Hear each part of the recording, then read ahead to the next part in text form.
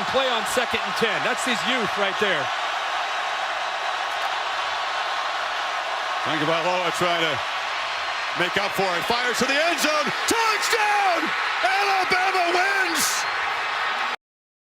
wins! Today I'll be beginning my college football schedule preview and point spread prediction videos, starting with the Oregon Ducks. So Oregon has a very easy non-conference schedule. So something different about it is their rivalry against Oregon State is going away for 1 year.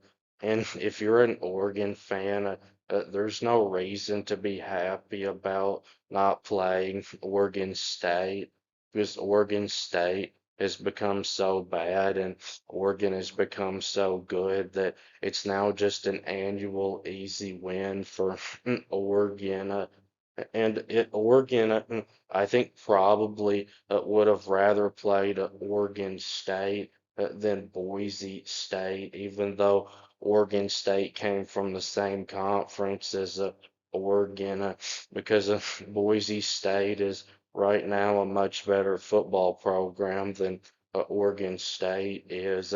And when Oregon played Boise State the year before last, Boise State almost pulled the upset. Now, I don't think that's going to happen this year. I think Oregon will beat Boise State pretty easily.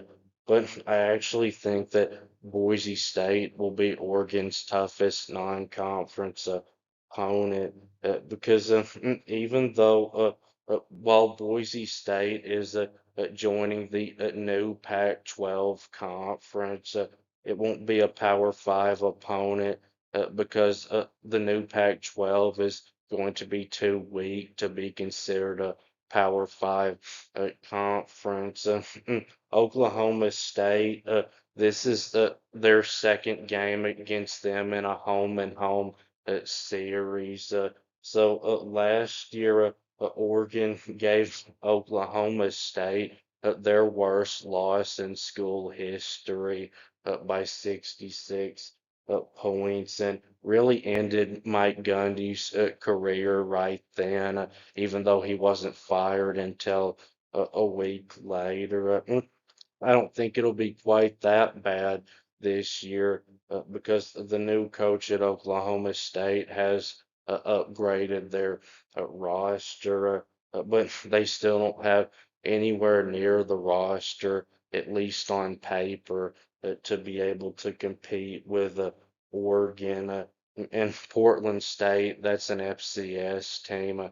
That'll be Oregon's 100% guaranteed win. So Oregon plays at 6 different conference opponents than they did last year. So last year they played Penn State, Indiana, Rutgers, Wisconsin, Iowa, and Minnesota. And instead this year they will play UCLA, Nebraska, Illinois, Ohio State, Michigan, and Michigan State. And that is a tougher schedule than last year because even though it is great news that they don't have to play Indiana again, having to play both Ohio State and Michigan is even tougher than having to play Indiana only. Ohio State and Michigan is by far the toughest 2 game stretch on this schedule. The best place for a bye week would have been between on the road at Ohio State and Michigan because Ohio State is for sure going to be a preseason top 5 team, probably top 3 team. And while Oregon will be too, as good of a job as I think Dan Lanning has done at Oregon, he has struggled with the elite teams. And Ohio State has only lost at home 3 times under Ryan Day. Now, one of those did come against Oregon. but Lanning wasn't the coach then. It was Mario Cristobal. Cristobal at that time wasn't as good of a coach as Dan Lanning is, but Ryan Day has improved as a coach since that game. Michigan, they're going to be a preseason top 15 team most likely, possibly even a top 10 team. I think it's unlikely that Oregon goes 2-0 in those games. I think they'll probably go 1-1 in them. But the Michigan game is at home, and Oregon does have one of the biggest home field advantages in college football. I've got two recent examples of that.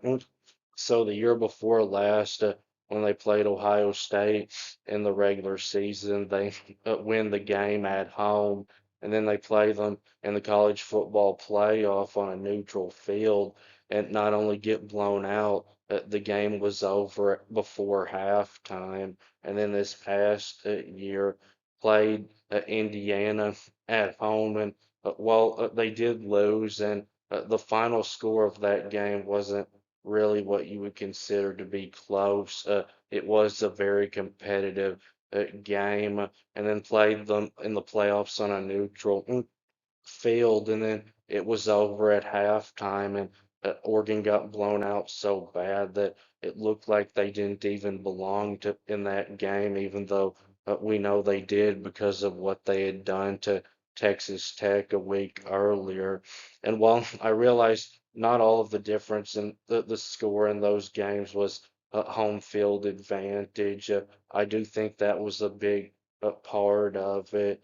But it is nice that Oregon gets to play Michigan State in between those Ohio State and Michigan games and their rivalry game against Washington, because Washington is going to be a preseason top 25 team most likely. And Michigan State, even though that's a road game, it's not a very tough place to play. And Michigan State, I don't think is going to be a very good team, even though I know they've got a new coach. A turnaround there, I think, is going to take some time. So Oregon could have had a much easier start to the conference schedule, certainly, than going on the road against USC.